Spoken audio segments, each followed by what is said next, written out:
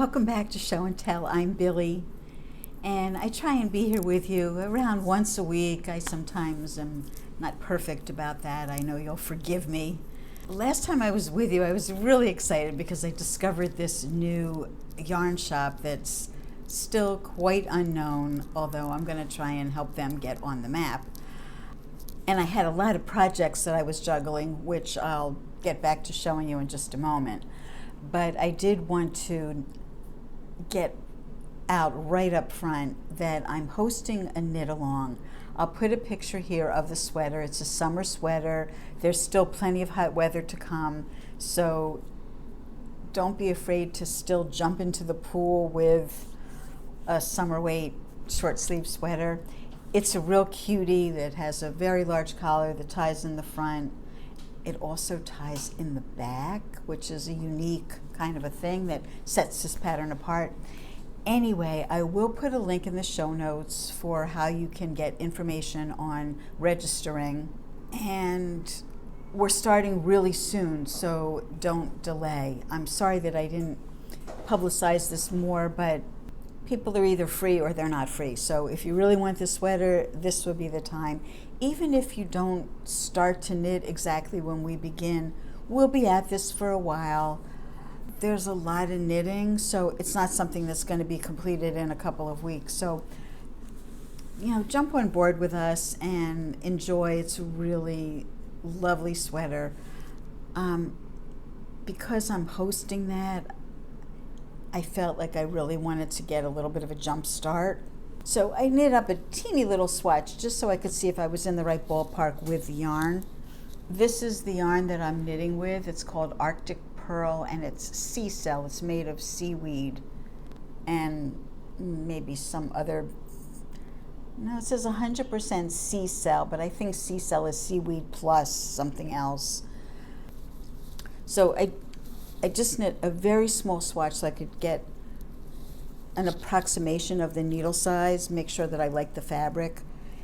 I'm always going to be adjusting to get a stitch count that works for my measurements, so I don't worry about that too much. But here is pretty much part of my first sleeve.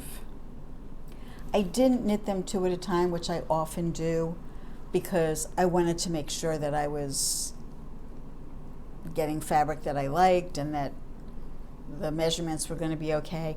I didn't know how much give this was going to have, this particular stitch pattern. So something that I wanted to tell you right away, which I found completely fascinating, is that although this is a I think it's 1935 pattern, they were doing German short rows. I have not yet seen a vintage pattern that involves short rows of any kind. But in this particular pattern, they're telling you knit to a certain point, turn your work. They're not doing a wrap and turn, they're just saying turn your work, and then there's a little thing that you do. But essentially, it's a German short row. So these are all the places where I did my turns, because there's a specific number of turns you have to make on each side. So I did that.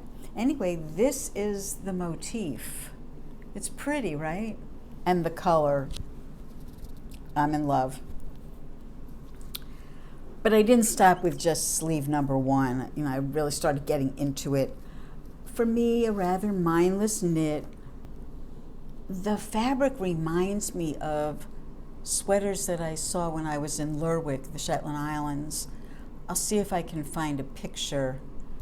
I did a little YouTube short. I'll give you the link to that in the show notes. A woman, I believe it was her aunt and her mother, had entered a knitting competition, I think in the 1920s, and they won like a trip to Edinburgh or something. They were knitting with something like this. I think it was rayon. It wasn't Shetland wool. And it seemed very slippery. She did let me touch it. Shiny like this. It couldn't have been sea cell, but rayon was just coming in, and it was very, very fine gauge. But this reminds me of that, very slippery.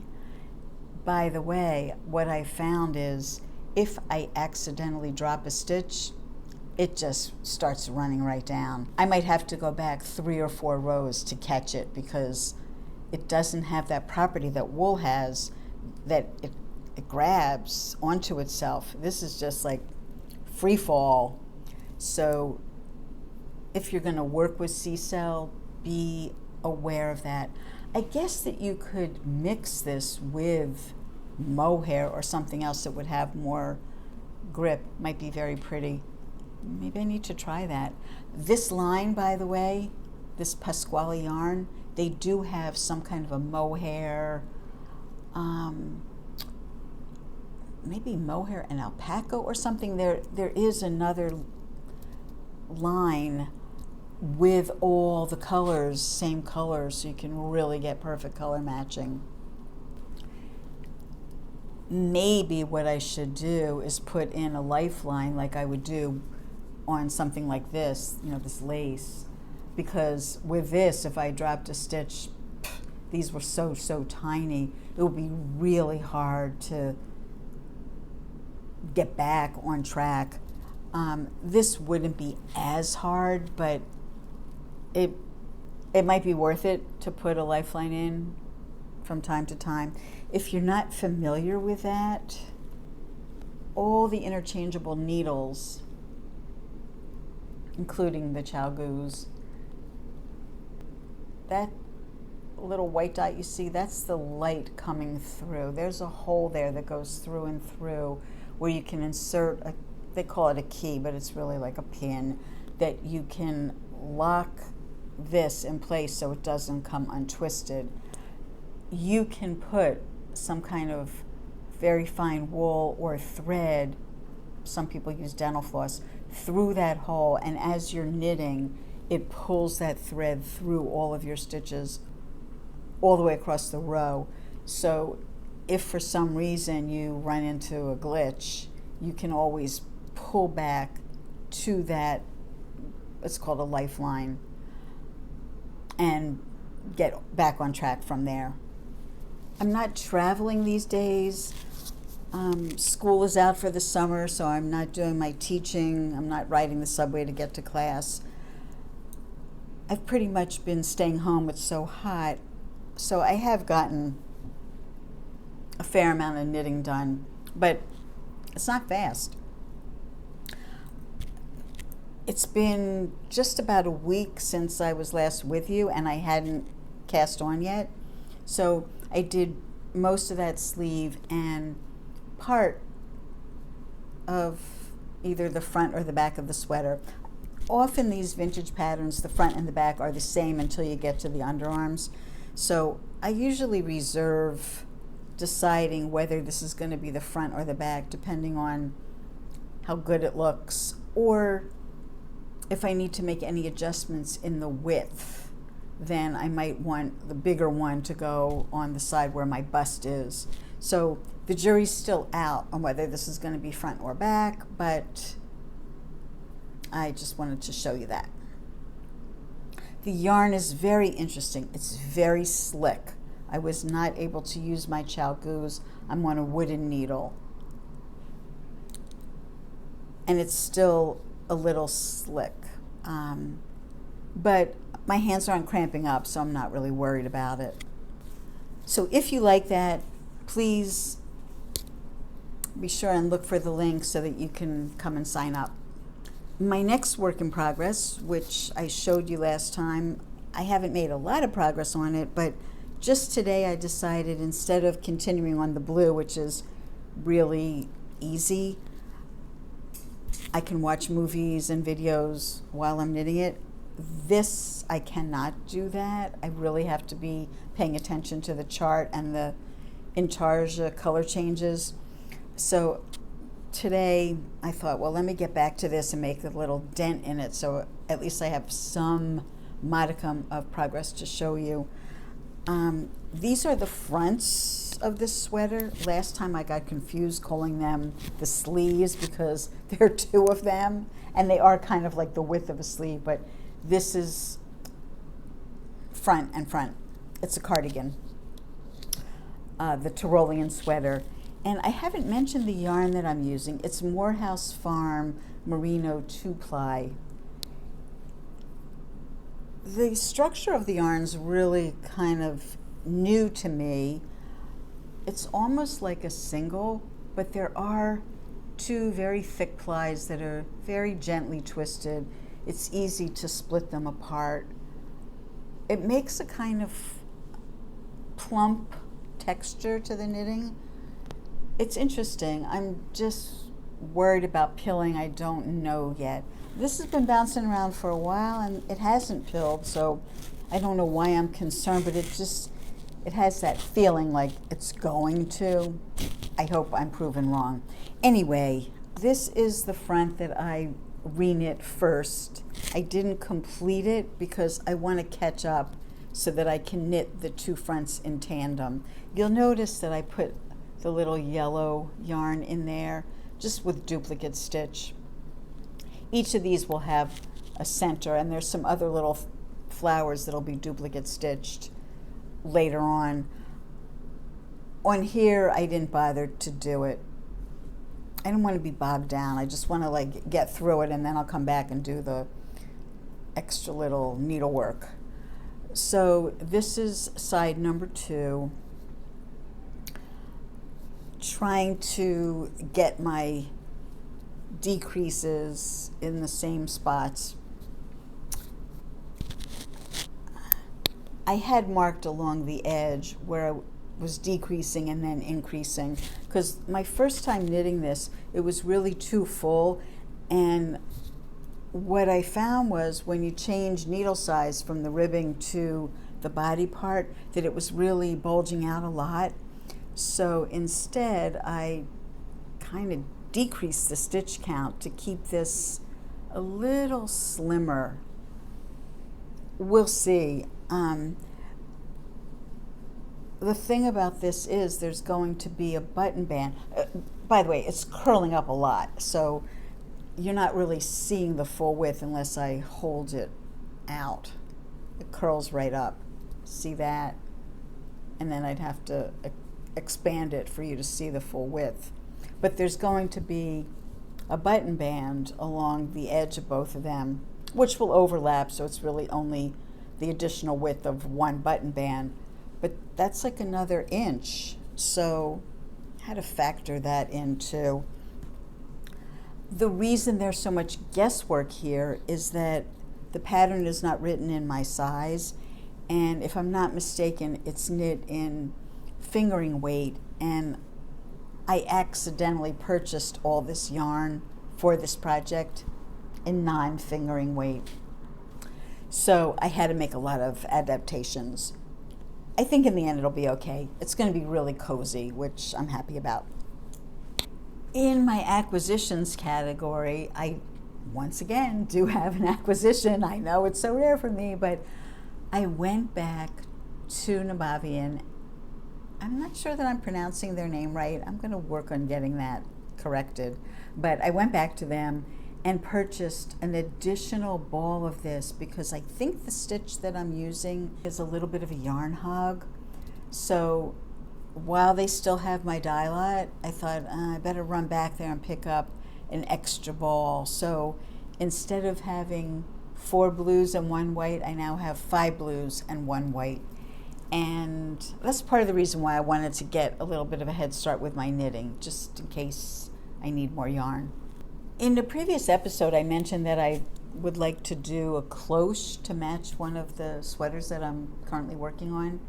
And a longtime subscriber, Mary, I don't know if I'm pronouncing her name correctly, Mary Immisberger, sent me some pictures of her mother wearing a variety of different cloches.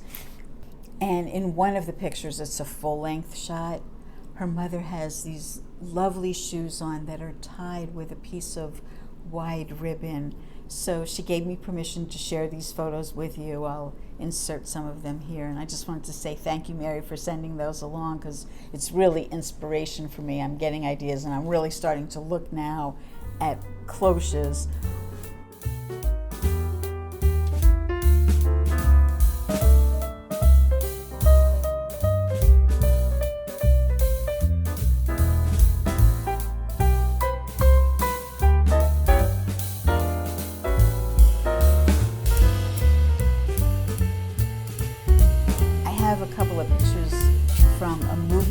recently watched The Artist that I'll insert here, and ironically, the actor in the film is wearing a vest that is a very similar motif to the other summer sweater that I'm working on. And his co-star, the woman, is the one who's wearing the clothes. So I'll put a couple of those pictures here.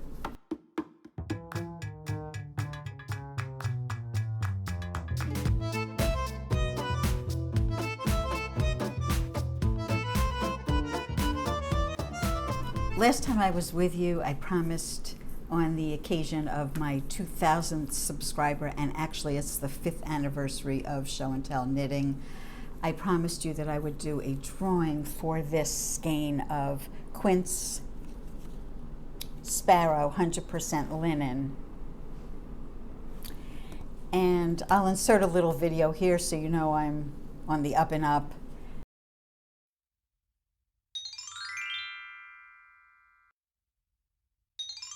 And the winner is Judy Fick 2967. Congratulations. I'm guessing your name is Judy. I'll be in touch with you on how to get your snail mail address to me so I can mail this out to you. Thanks to everyone who commented. You probably don't know this, but when you comment, when you interact, when you hit the like button, it really helps boost this channel. So keep on doing that. Even if I don't ask you, remember that's a really good thing that can help me out. From time to time, I pop in what I call pearls of wisdom. Not too long ago, the French Open tennis championship was on television. It comes from Paris, Roland Garros Stadium. Roland Garros, interestingly, was not a tennis player. He was a World War I fighter pilot. I'll put a picture of him. He's just adorable man, a great picture. But on the side of the seating area in the stadium is a quote from Roland Garros.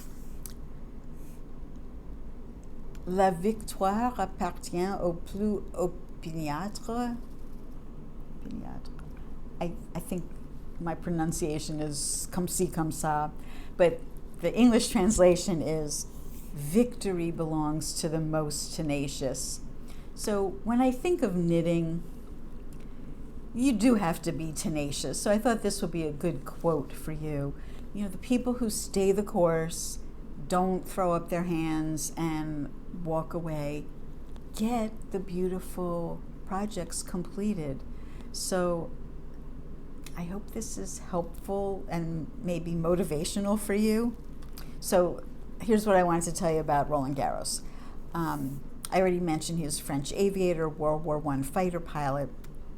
He was a pioneer in aviation, known for making the first flight across the Mediterranean and developing the first single-seat fighter plane with onboard machine guns. Well, somebody had to do it. As you may recall, I am Paris-bound later this year, mid to late October. I'm getting so excited. My beautiful close friend, I think it's okay to mention her name, Claudine, who often stays with us when she's in New York, has generously invited us to extend our stay beyond the Congress that I'm attending for an extra week. So who could resist that? I have so many things I want to do. I was all set to book a hotel for some extra time when she called me on the phone and she said, "Oh, but chérie, I can sleep on my couch and I can give you my bedroom."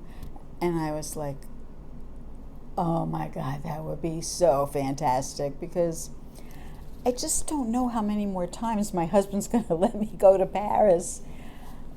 He always wants to come wherever I go, of course, but he's tired of going to the same place, even though for me, like, I could go there every month for a long weekend or more often. I mean, I don't have the desire to live there, but it's like New York. It's so vibrant. There's so much to see. You can never see it all. I almost never even carve out time to go to the Louvre because there's so many other things pulling at me. So to have an extra week will allow me to get out to the countryside. I'm going to try and get to that Nacre Museum, the Mother of Pearl Museum in Meru, that I was hoping to go to a couple of years ago, but the time that we were there, they were closed for, I don't know if it was like their winter holiday or if they were doing inventory of their shop or some reason they were closed, and I was like bummed because, you know, I just don't get there all the time. But anyway, big thanks to my friend Claudine. Can't wait to see you and share some quality time with you. And speaking of Paris, you might remember, I've told you in the past, this year is the centennial of the famous 1925 Paris Exposition, the international exhibition of decorative arts and modern industrial art, that I'm going to Paris to attend this Congress based on. So it's a big year for Art Deco. All the Art Deco societies around the world are doing special events featuring the 1925 Expo. There's a relatively small museum, less than an hour's drive from where we live. Now, we don't own a car, so normally I would go out to this museum by train and then take an Uber from the train station. But friends of ours who have a car were interested in going, and they said, oh, you know, we'll pick you up and let's go out there together. So it's called the Nassau County Museum of Art. Nassau County on Long Island has a very high socioeconomic population. So the people there evidently have great works of art that they can loan, and they're also affluent enough to make donations to this museum. So the museum, even though it's out in the hinterlands, kind of, has some great shows. I've been there before. But they just mounted a show. Unfortunately, it's closed, so if you're hearing this now, you won't be able to see it. But lucky you, I took pictures, and I will put them here for you to see.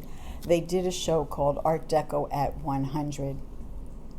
And they had a lot of airtape posters. They had a lot of sculpture, paintings, all things from that era. A very, very lovely show in a beautiful home. This used to be the mansion of, I forget now who it is, Phipps maybe? Yeah, I think somebody who was involved in the steel industry back in the day. I'll check on that, and I'll, put the correct information on the screen. Anyway, I just wanted to share some of that with you. It seems like every episode now I have museum visits that I want to share with you. This one was particularly dear to me because I'm so passionate about Art Deco. So I hope you enjoy that, and I will see you next time. Ciao. Or should I say au revoir? No, that's not the thing I want to say. I want to say à la prochaine, which means until the next time. See you then.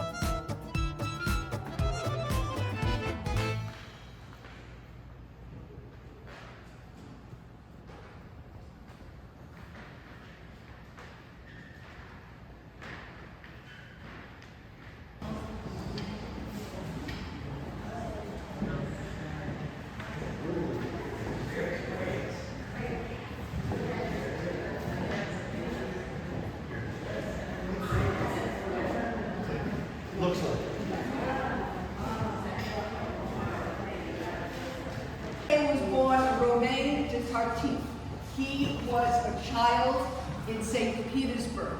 He was the youngest son of a family at home. His father was a very decorated general in the army.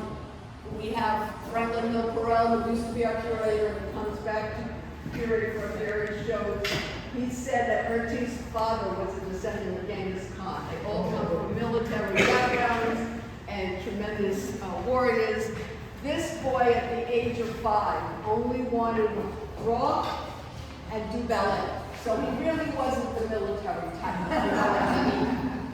He lived with his family. His mother encouraged his art, sent him to art school, and he went to dance school. And at the age of 19, he went all by himself to live in Paris. He did not want to tell anyone his background or his name. He signed